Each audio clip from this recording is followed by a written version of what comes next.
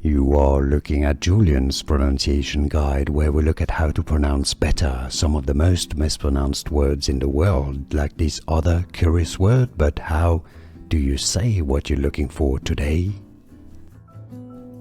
We are looking at how to pronounce these two words that look similar but are pronounced quite differently indeed. We'll be looking at how to say more confusing vocabulary as well, so stay tuned to the channel to learn more.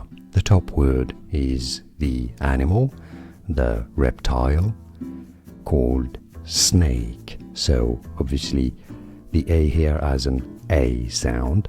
Snake, snake. The bottom word is what you eat between meals, food, a little snack.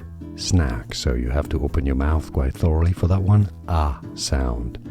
Snack is the bottom word, the top word is snake. And now you know. More videos for you here to learn more correct pronunciations and better English. I'll see you there. Thanks for watching.